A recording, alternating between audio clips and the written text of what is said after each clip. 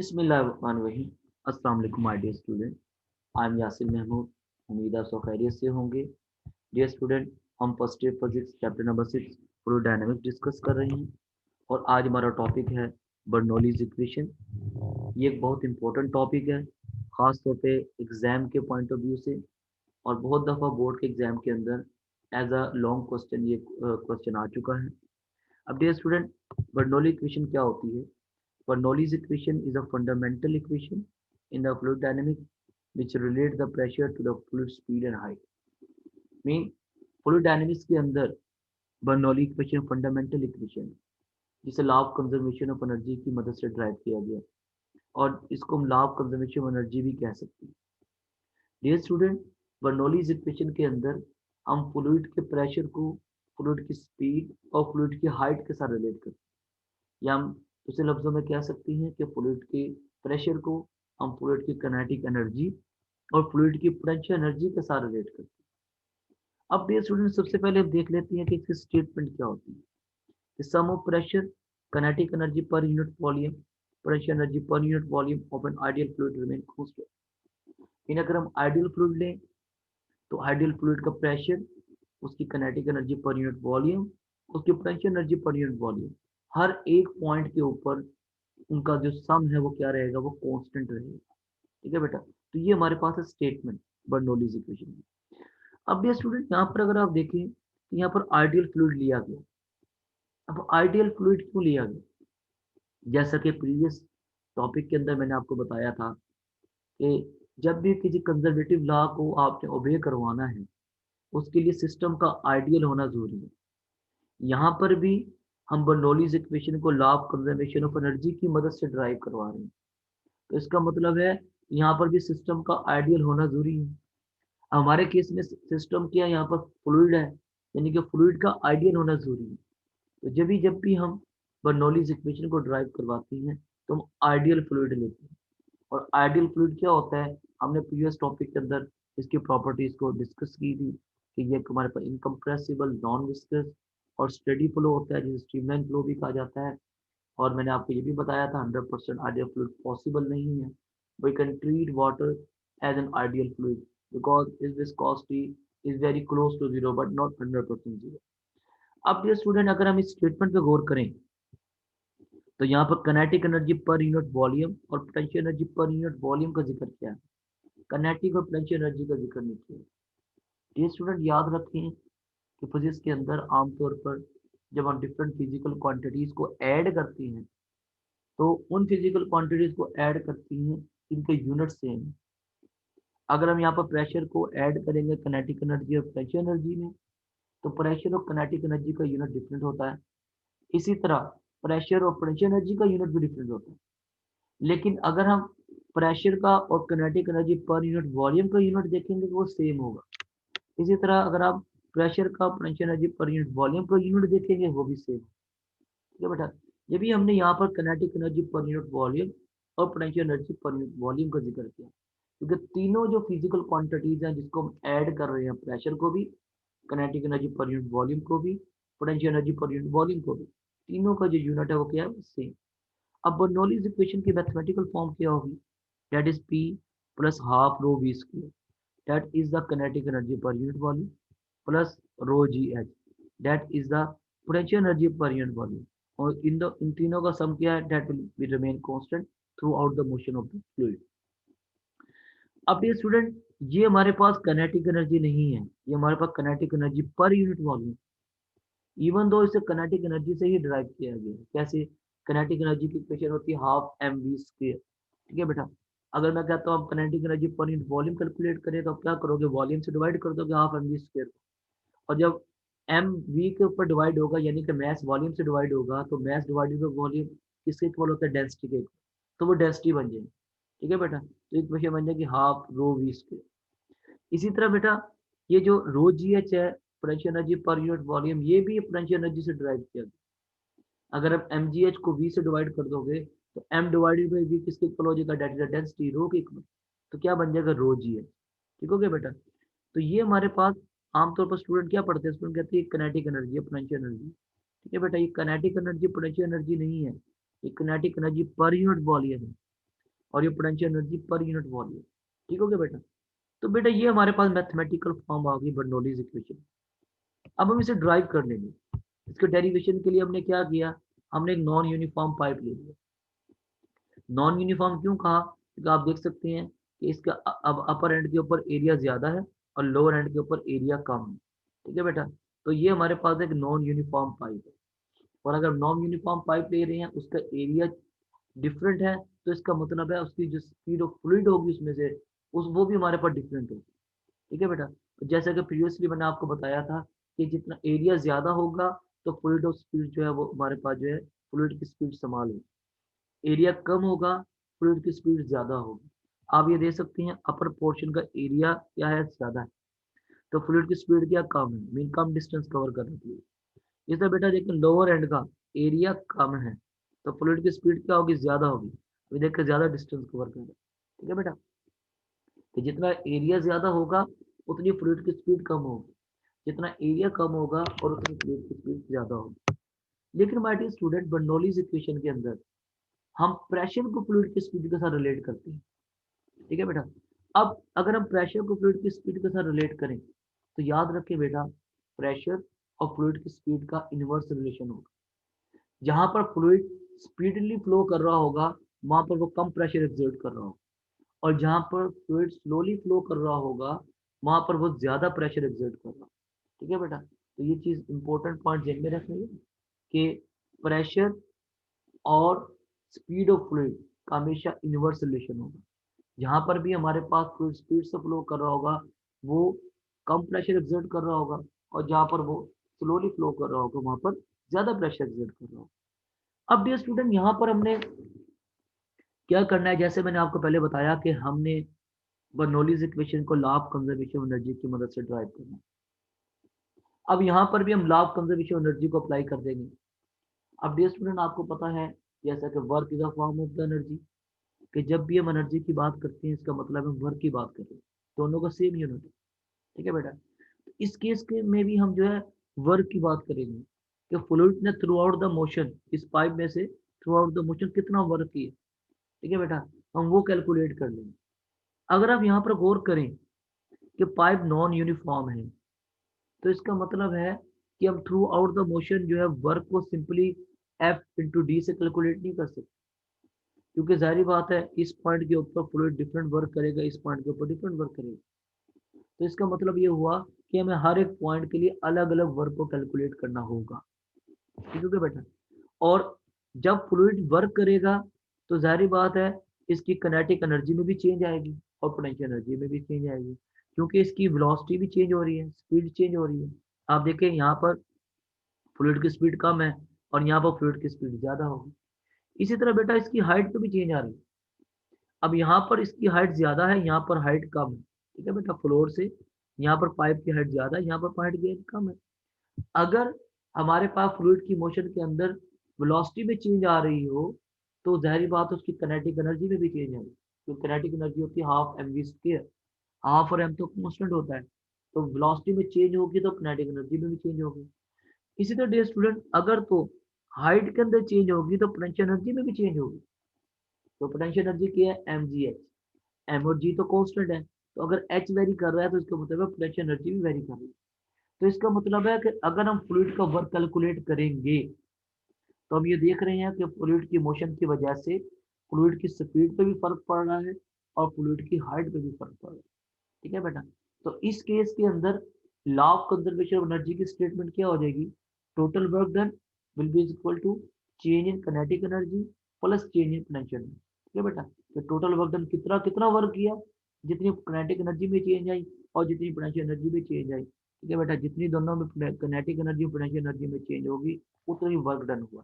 ठीक है बेटा, अब बेटा सबसे पहले वर्क की वैल्यू फाइंड कर लेंगे। तो जैसा कि हमें पता है कि दोनों जो हमारे पास एंड है नॉन यूनिफॉर्म, तो हम क्या करेंगे कि पहले अपर एंड का वर्क कैलकुलेट कर लेंगे फिर लोअर एंड का वर्क कैलकुलेट कर लेंगे।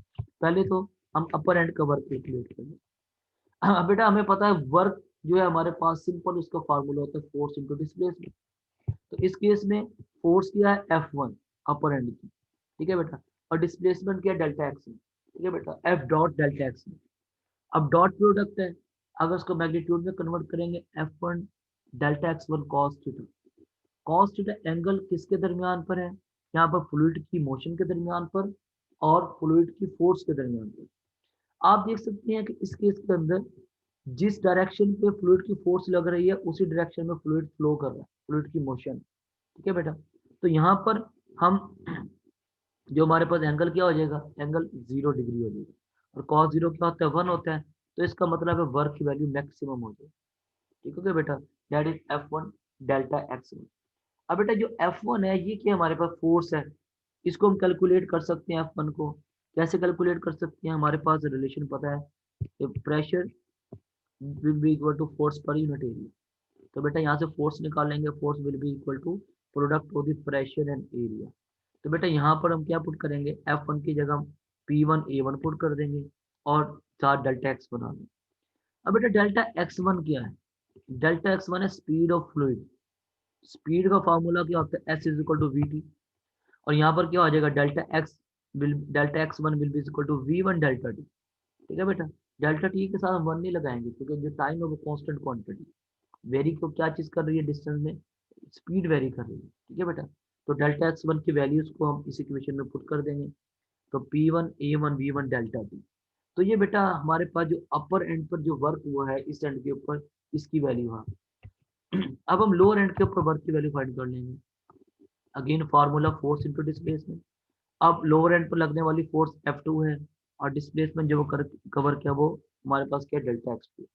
अब डियर स्टूडेंट अगर आप यहाँ पर देखें कि डायरेक्शन देखें हमारे पास, कि प्रेशर की डायरेक्शन किस तरफ है। अब यहाँ पर इनवर्ड है, इधर का देखिए, यहाँ पर आउटवर्ड डायरेक्शन है, यहाँ पर इनवर्ड डायरेक्शन, यानी कि P1 और P2 की डायरेक्शन अपोजिट है। ठीक है बेटा, अब देखिए फ्लो हमारे पास किस तरफ है, हमारे पास फ्लो जो है इस डायरेक्शन के अंदर है। ठीक है बेटा, ये फ्लो का डायरेक्शन आ गई। और प्रेशर किस तरफ लग रहा है, प्रेशर इस डायरेक्शन पे लग रहा है। तो इसका मतलब है कि यहाँ पर P1 और P2 जो है उनकी डायरेक्शन अपोजिट होगी। तो वर्क जो डन होगा वो नेगेटिव वर्क डन होगा, because work is done against the fluid force. ठीक है बेटा, फ्लूइड फोर्स के अगेंस्ट वर्क किया जा रहा है। फ्लूइड फोर्स की डायरेक्शन क्या है, ये हमारे पास क्या है, इनवर्ड। ठीक है बेटा, और वर्क किस तरफ हो रहा है, यानी कि फ्लो किस तरफ कर रहा है, वेलोसिटी की डायरेक्शन किस तरफ है, आउटवर्ड। ठीक है बेटा, क्योंकि जो हमारे पास फ्लूइड फोर्स है वो इन टर्म ऑफ प्रेशर और एरिया हम डिस्क्राइब कर रहे हैं। और प्रेशर की डायरेक्शन क्या है, इनवर्ड है, और वेलोसिटी की डायरेक्शन क्या है, आउटवर्ड है। तो ये दोनों अपोजिट हो गए। तो इसका मतलब है एंगल क्या हो जाएगा, एंगल हमारे पास 90 डिग्री हो जाएगा, तो 180 डिग्री हो जाएगा सर। तो बेटा cos 180 क्या होता है, माइनस। तो हमारे पास इक्वेशन क्या बन जाएगी, माइनस F2 डेल्टा एक्स। इस तरह डियर स्टूडेंट हम F2 की वैल्यू निकाल लेंगे। P2 will be equal to F2 divided by A2। तो F2 की वैल्यू होगी the product of the pressure and the area. तो बेटा ये वैल्यू हम इस इक्वेशन में हमने पुट कर ली। डेल्टा x2 की है, ये हमारे पास जो लोअर एंड में फ्लूइड ने जो डिस्टेंस कवर किया है वो हमारे पास है डेल्टा x2। तो इसकी वैल्यू हमारे पास क्या आ जाएगी, that is V2 delta D. तो हमने वैल्यू इसके अंदर पुट कर दी। अब बेटा ये हमारे पास वर्क की वैल्यू होगी जो कि लोअर एंड में फ्लूइड ने वर्क किया है ड्यूरिंग ड्यूरिंग इट्स फ्लो। ठीक है बेटा, तो W1 की वैल्यू आ गई, W2 की वैल्यू। अब अगर हमने टोटल वर्क निकालना है तो हम क्या करेंगे, हम इन दोनों को ऐड अप कर लेंगे। टोटल वर्क किसके इक्वल हो जाएगा, that is W1 plus W2। अब बेटा W1 क्या है हमारे पास, P1 A1 V1 delta T, plus W2 क्या है, minus V2 A2 V2 delta T. तो ये इक्वेशन हमारे पास बन जाएगी, W will be equal to P1 A1 V1 delta T minus P2 A2 V2 delta T. इसको हमने इक्वेशन नंबर 3 किया। अब ये स्टूडेंट अगर हम इस इक्वेशन को मजीद सिंप्लीफाई करना चाहें, कि हमें पता है बर्नौली, हमने जो इक्वेशन ऑफ कंटिन्यूटी के अंदर पढ़ा था कि हमारे पास एरिया और वेलोसिटी का जो प्रोडक्ट होता है अपर एंड और लोअर एंड के ऊपर वो कांस्टेंट है, यानी कि A1 V1 is equal to A2 V2। फिर हमने यूनिट को भी ड्राइव किया था जिसको हमने देखा था कि जो प्रोडक्ट होता है ए और बी का वो इक्वल होता है वॉल्यूम पर यूनिट टाइम के। ठीक है बेटा, अगर आप क्या करें कि हमने जिस तरह एक्सप्रेशन ड्राइव की थी A B will be equal to volume per unit time, अगर आप टाइम को दूसरी तरफ ले जाए वो ए बी से मल्टीप्लाई हो जाए तो हमारे पास क्या आ जाएगा, हमारे पास A1 V1 डेल्टा टी आ जाएगा। ठीक है बेटा, और राइट साइड पे क्या रह जाएगा, ओनली वॉल्यूम। ठीक है बेटा, सो A1 V1 डेल्टा टी या A2 V2 डेल्टा टी किसके इक्वल हो जाएगा, वॉल्यूम के इक्वल हो जाएगा। ठीक है बेटा, ये हम ऑलरेडी इक्वेशन ऑफ कंटिन्यूटी में करके आ चुके हैं। बाकायदा मैंने आपको यूनिट भी ड्राइव करके दिखाया था कि किस तरह एरिया और वेलोसिटी का जो प्रोडक्ट होता है वो हमारे पास वॉल्यूम पर यूनिट टाइम के होता है। वहां पर से हमने ये किया कि टाइम को लेफ्ट साइड पर ले गए हैं और वो एरिया और वॉल्यूम के जो प्रोडक्ट से मल्टीप्लाई हो गया। ठीक है बेटा। और जो राइट साइड पर हमारे पास एक ही इक्वेशन बच जाएगी वॉल्यूम। अब बेटा यहाँ पर A1 V1 डेल्टा टी की जगह और A2 V2 डेल्टा टी की जगह वॉल्यूम पुट कर सकते हैं। तो बेटा ये इक्वेशन बन जाएगी हमारे पास P1V माइनस P2। अब यहाँ से V को कांस्टेंट ले लें। ठीक है बेटा, कॉमन ले लें V को। तो P1 माइनस P2 V हमारे पास बाहर आ। अब V किया हमारे पास वॉल्यूम। हम इसको मैस पर यूनिट डेंसिटी भी लिख सकते हैं, अगर density is equal to mass per unit volume. और अगर वॉल्यूम निकाल लेंगे, volume will be is equal to mass per unit density. तो बेटा ये हमारे पास टोटल वर्क आ गया। ठीक है बेटा, जो कि फ्लूइड की मोशन में लगा थ्रू आउट द पाइप, या थ्रू आउट द पाइप जब हमने फ्लूइड को मूव करवाया है, तो जो टोटल वर्क हुआ वो हमारे पास वैल्यू दिया। अब बेटा जैसा कि मैंने आपको स्टार्ट में बताया था, जब फ्लूइड वर्क करेगा तो उसकी काइनेटिक एनर्जी भी चेंज होगी, क्योंकि उसके फ्लूइड की स्पीड भी चेंज होगी। ठीक है बेटा, और फ्लूइड की पोटेंशियल एनर्जी भी चेंज होगी, क्योंकि उसकी हाइट भी चेंज हो रही है। तो सबसे पहले हम काइनेटिक एनर्जी में चेंज निकाल लेंगे। चेंजिंग काइनेटिक एनर्जी क्या होती है? Kinetic energy half M V square final minus initial, यानी कि kinetic energy of lower end minus kinetic energy of the upper end. Kinetic energy lower end क्या हो जाएगी? हाफ एम वी टू का square. Kinetic energy upper end की क्या होगी? Half M V one का स्क्वायर। इसी तरह डे स्टूडेंट हम पोटेंशियल एनर्जी निकाल लेंगे। ठीक है, चेंज इन पोटेंशियल एनर्जी क्या होगी? Potential energy of lower end minus potential energy of the upper and. अब बेटा लोअर एंड की पोटेंशियल एनर्जी क्या होगी? Mgh2। अपर एंड की क्या होगी? Mgh1। ठीक हो गया बेटा। तो ये हमने काइनेटिक और पोटेंशियल एनर्जी में चेंज भी निकाल लिया।